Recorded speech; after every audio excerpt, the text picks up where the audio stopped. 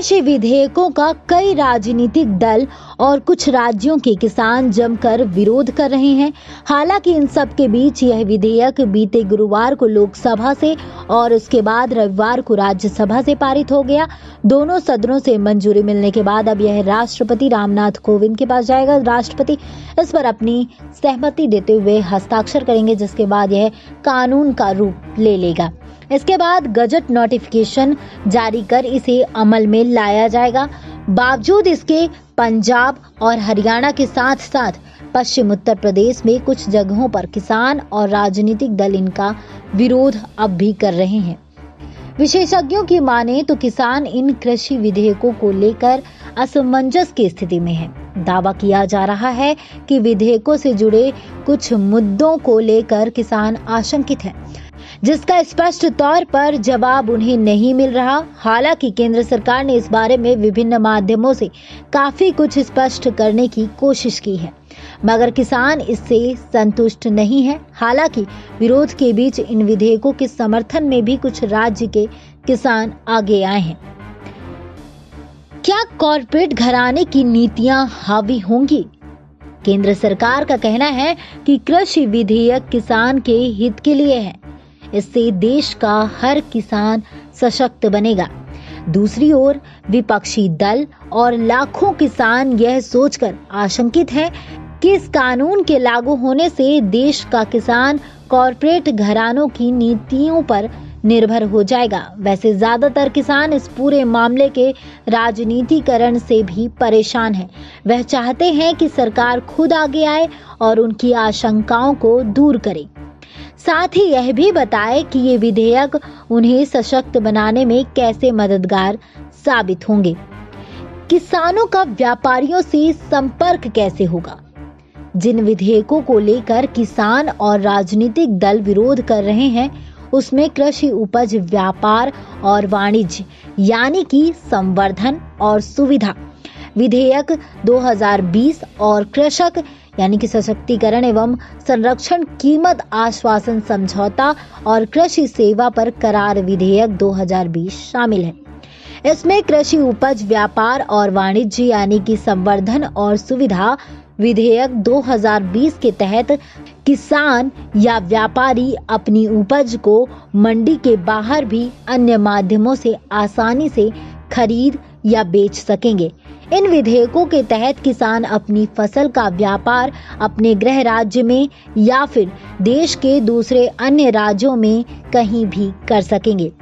इसके लिए अलग से व्यवस्थाएं भी की जाएंगी।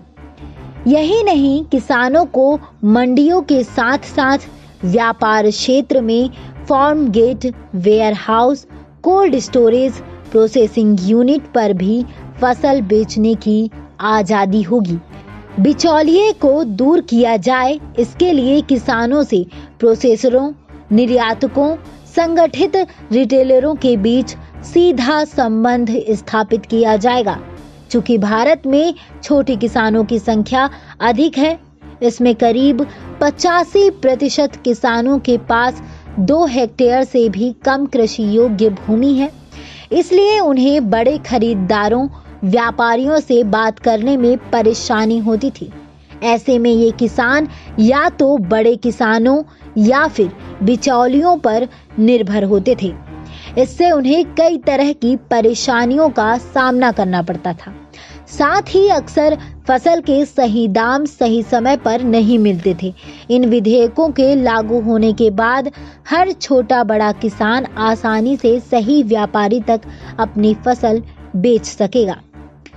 क्या किसान अपनी इच्छा से फसल का दाम तय कर सकेगा?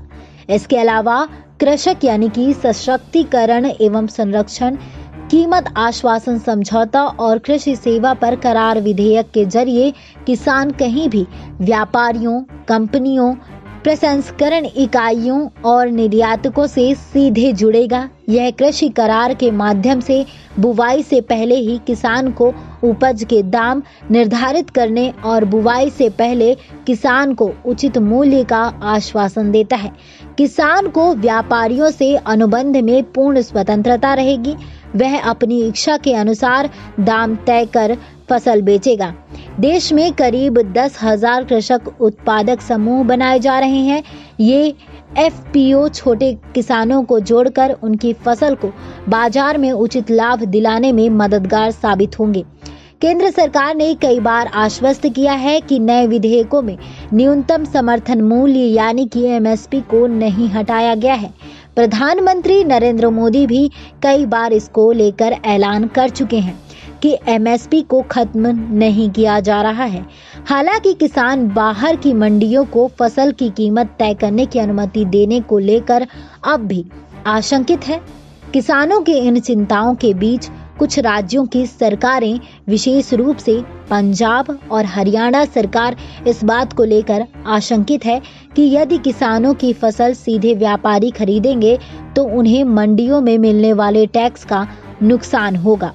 बता दें कि कृषि विधेयकों को लेकर किसानों की इस तरह से कुछ सवाल हैं जिनके जवाब उन्हें दिए जाने चाहिए। हालांकि केंद्र सरकार ने कई बार विभिन्न माध्यमों से पूरी बात स्पष्ट करने की कोशिश की है। महाराष्ट्र और दिल्ली समेत कई अन्य राज्यों में किसान संगठन विधेयकों के समर्थन में भी लोग उतरे हैं। बता दें, महाराष्ट्र और दिल्ली समेत कई अन्य राज्यों में किसान संगठन विधेयकों के समर्थन में उतरे। कृषि विधेयकों का कई राजनीतिक दल और कुछ राज्यों के किसान जमकर विरोध कर रहे हैं। इस जानकारी पर आपकी क्या राय है? कमेंट बॉक्स में कमेंट कर जरूर बताएं। बाकी तमाम जानकारियों के लिए बने रहिए हमारे साथ और इस वीडियो को ज़्यादा से ज़्यादा लाइक करें, शेयर करें, जिससे ये जानकारी और लोगों तक पहुंच सके। और इस चैनल को सब्सक्राइब करें। SPN 9 न्यूज़ रूम से श्रुति की रिपोर्ट।